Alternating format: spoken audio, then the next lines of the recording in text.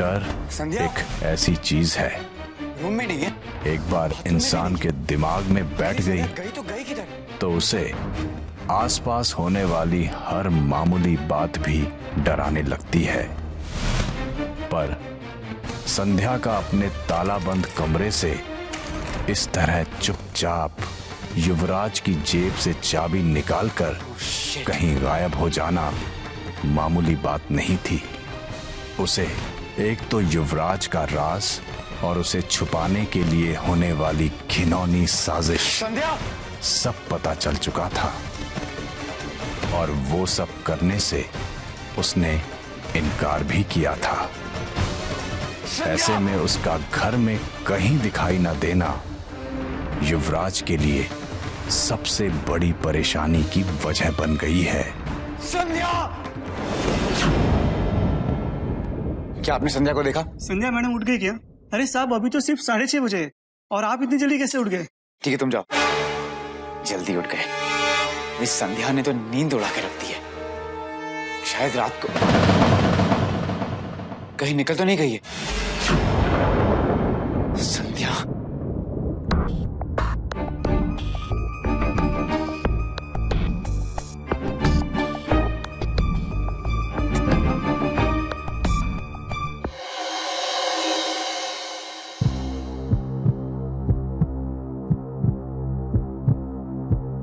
बड़े पापा,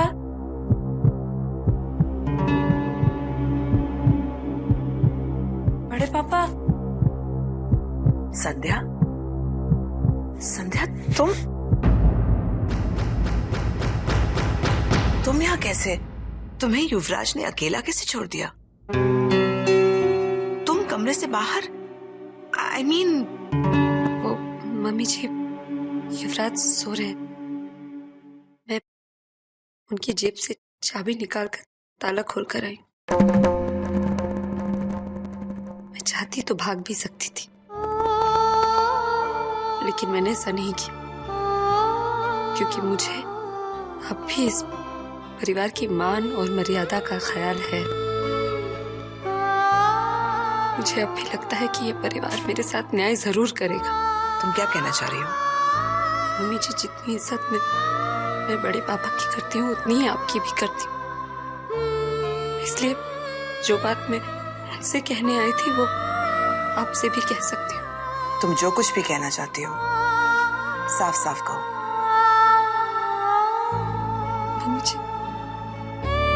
मम्मी जी, आप भी तो एक औरत है ना, फिर आप मेरा दर्द क्यों नहीं समझती? मेरे साथ जो कुछ भी हुआ वो सब मैं एक बुरा सपना समझकर भुलाने को तैयार हूँ। युवराज जैसे भी है मैं उन्हें वैसे ही अपनाने को तैयार हूँ।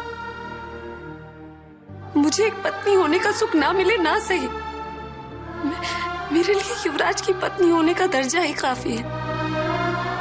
उनकी खुशी के लिए मैं सब कुछ भुलाने को तैयार हूँ मम्मी जी। लेकिन उन्हें सिर्फ एक बात समझा दीजिए कि वो मेरी इज्जत के साथ खिलवाड़ ना करे। मुझे किसी और इंसान के साथ संबंध बनाने के लिए मजबूर ना करे। नहीं होगा मुझसे ये, किसी भी पत्नी से नहीं होगा।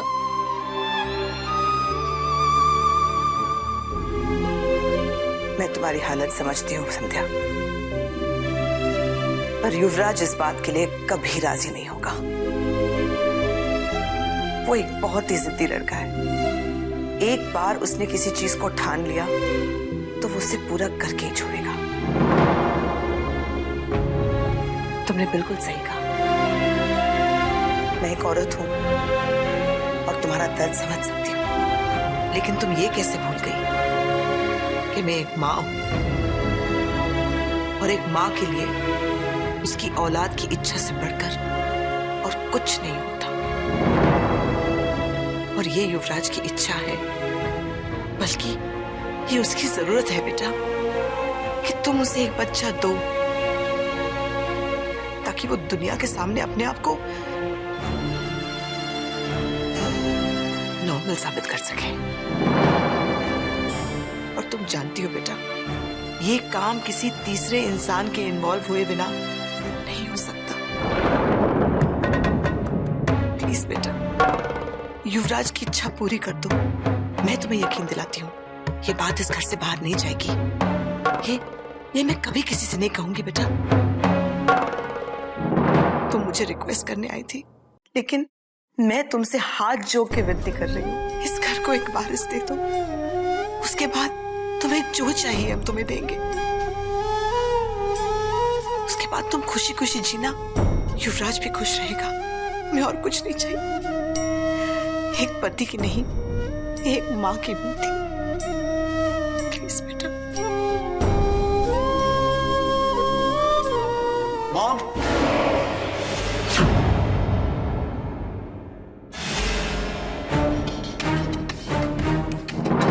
तुम यहाँ बहुत पार निकल आए। तुम्हारे ताला तोड़कर यहाँ तक आ गई तुम। अब मेरी मॉम से क्या बोल रही थी?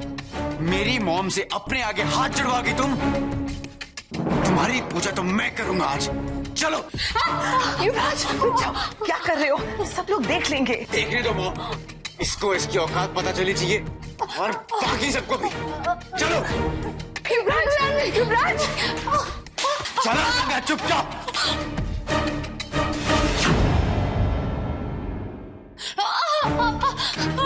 युवराज नहीं, चलो। मेरी जेब से चाबी निकालकर दरवाजा खोला तुमने? भागने की कोशिश कर रही थी? नहीं नहीं युवराज, मैं नहीं भाग रही थी। मैं सिर्फ मम्मी जी और बड़े पापा से बात कर। मना किया था ना किसी से बात करने के लिए, मना किया था ना।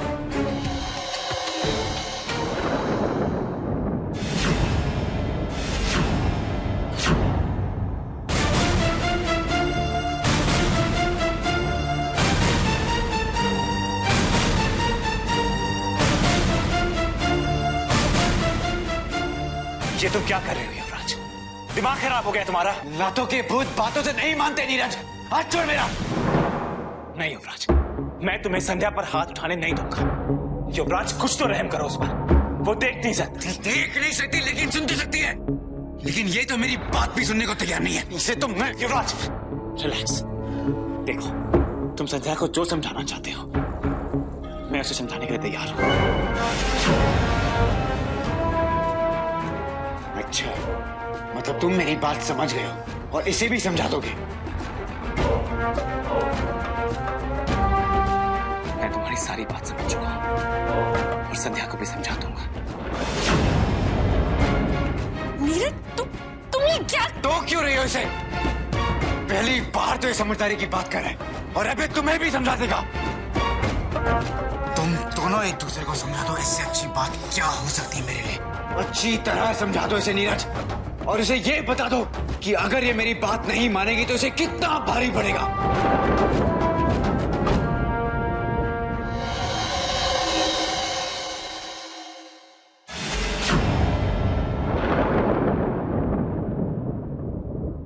मैं आज तक सिर्फ तुम्हारी वजह से ही खामोश हूं, लेकिन अगर संध्या के साथ बदसलूकी और बदतमीजी बंद नहीं हुई तो मैं अपनी 27 साल की शादी भूल जाऊंगा।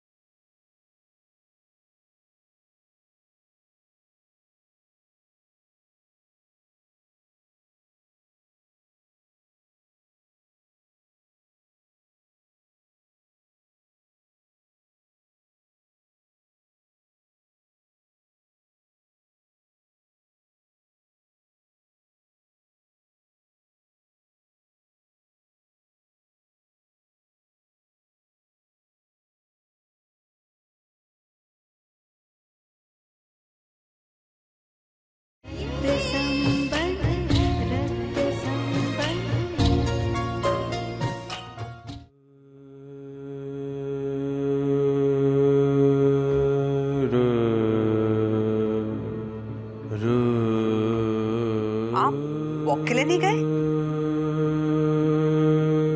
नहीं गया, क्या करूंगा वॉक पे जाके? जब जीने की इच्छा नहीं रही तो सेहत की देखभाल किसके लिए? मैं तो अब तक जिंदा कैसे हूं यही नहीं समझ पा रहा। ये सुबह सुबह क्या हो गया आपको? इतनी मनहूस बातें क्यों कर रहे हैं? क्या करूं? इस घर में मेरी बात कोई सुनता समझता भी है? यहाँ तो सब अपनी मनमानी पे तुले हुए हैं। मैं तो बस सब कुछ होते हुए देख सकता हूँ, कुछ कर नहीं सकता।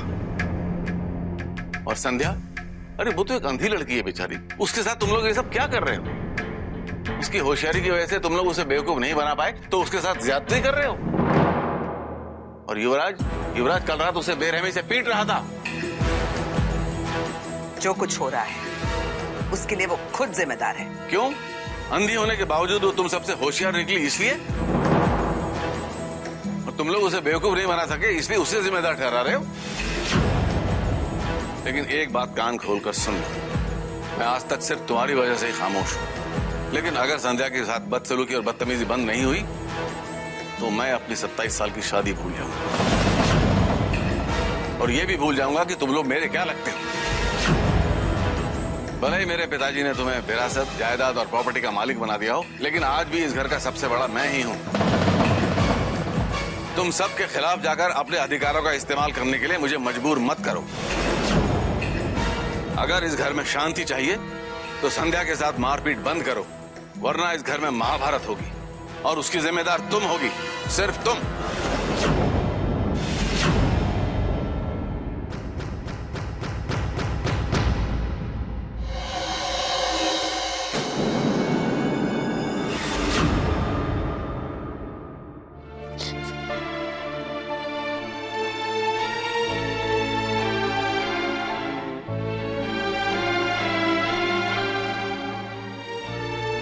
अपने आंसू पोंछ लो। नहीं चाहिए मुझे तुम्हारी कोई हमदर्दी। आखिर तुम भी उनके साथ शामिल हो गए। संध्या मेरी बात तो सुन। मेरा नाम मत लो तुम।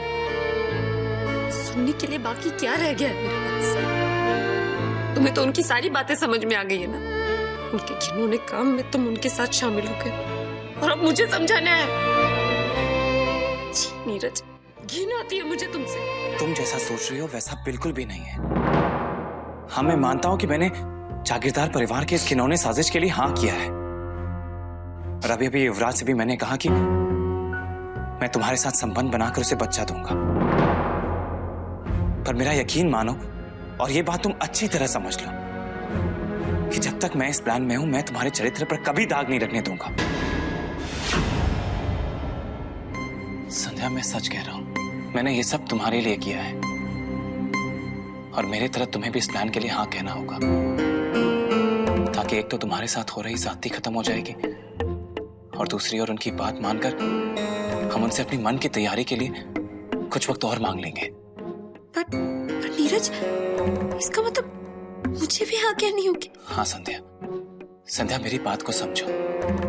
अगर हम दोनों उनकी बात को नहीं मानेंगे तो वो लोग रुकने वाले नहीं हैं। मेरी जगह वो लोग किसी और को तैयार करेंगे। पर अगर हम हाँ कहते हैं तो हम तुम्हारे साथ हो रहा अत्याचार रोक सकते हैं और अब उनके सामने हाँ कहेंगे। पर सच में ऐसा करना या ना करना हमारे हाथ में होगा संध्या। पर अगर मेरी जगह कोई और आएगा तो वो ये सब क्यों करेगा संध्या? और अगर हमारे पास वक्त होगा तो हम इस सिचुएशन से निकलने के लिए कोई दूसरा प्लान ढूंढ लेंगे। इसलिए संध्या मेरी बात ध्यान से सुनो। फिलहाल हमारे पास सिर्फ यही एक रास्ता है जिससे हम इस हालत से बाहर निकल सकें।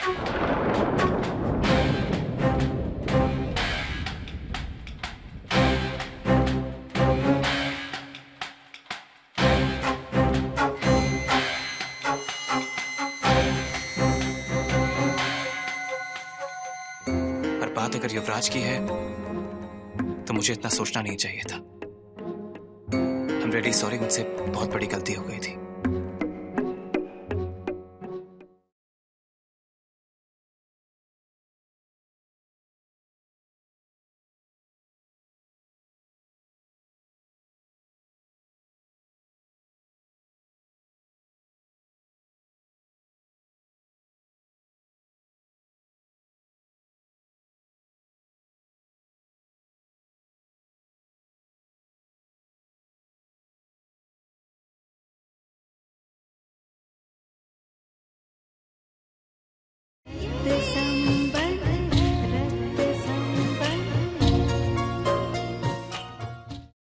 आपको ऑफिस नहीं जाना है क्या? आप ऑफिस जाइए। ऐसा ऐसा से होगा मुझसे, लेकिन मैं कर लूंगी, आप डरो। क्या कर लूंगी? देखो, वैसे भी हॉस्पिटल से बिना डिस्चार्ज लिए तुम घर आ गई। घर पे तुम्हें रेस्ट करना चाहिए ना, तुम रेस्ट तो कर नहीं रही हो। तुम मेरे ऑफिस की चिंता मत करो, ये सारा काम है ना मैं कर लूंगा। मैं कुछ भी कहूंगी तो आप मानेंगे नहीं, तो इससे अच्छा है थोड़ा प्याज काट। ठीक है।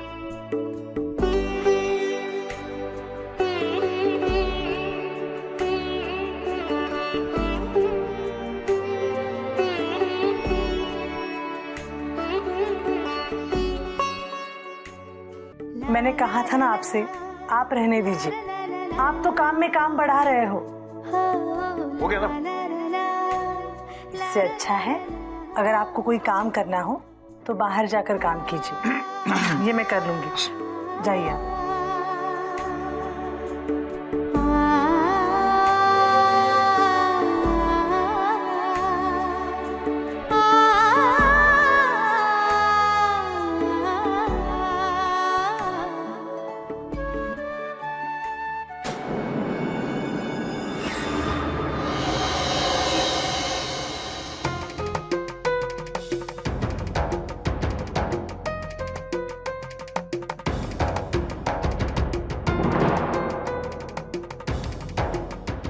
तुमने नीरज, संध्या, तुम दोनों?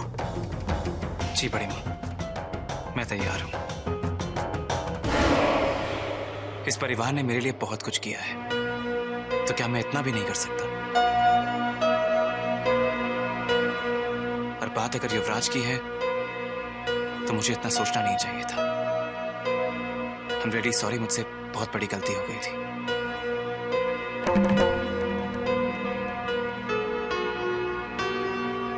इसलिए मैंने संध्या से भी बात कर ली है और उसे भी बना लिया है।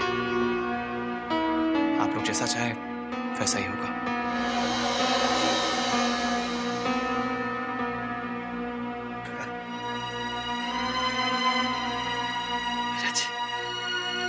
अरे बेटा, देर आए दुरुस्त आए। तुमने हम सबको कितना खुश कर दिया है ये तुम नहीं जानते। हमारे दिमाग से बहुत बड़ा बोझ तुमने कम कर दिया बेटा। हाँ? भगवान गणेश ने मेरी सुन ली। आज 5 दिन हुए हैं वो हमारे घर में आए हैं और 1 दिन पहले ही संध्या को सारी सच्चाई का पता लग गया।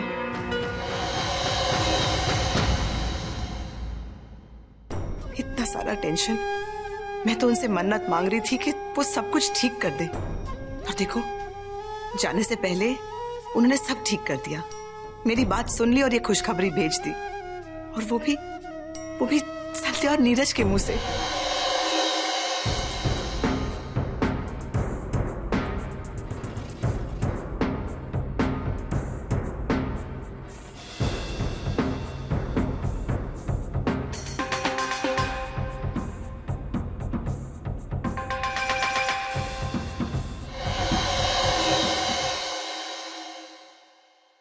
संध्या, तुम्हारा ये उपकार मैं जिंदगी भर नहीं भूलूंगी। मम्मी जी, बस आपसे एक दरख्वास्त है।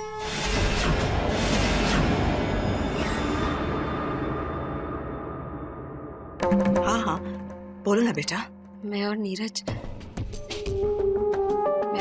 इस काम के लिए तैयार तो हो गए, लेकिन इस पर अमल करने के लिए हमें थोड़ा वक्त चाहिए।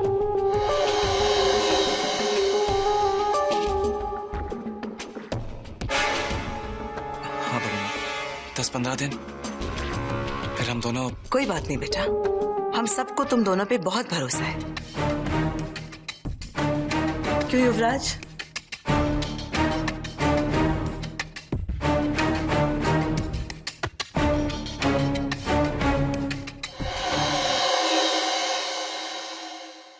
अब तो खुश हो ना?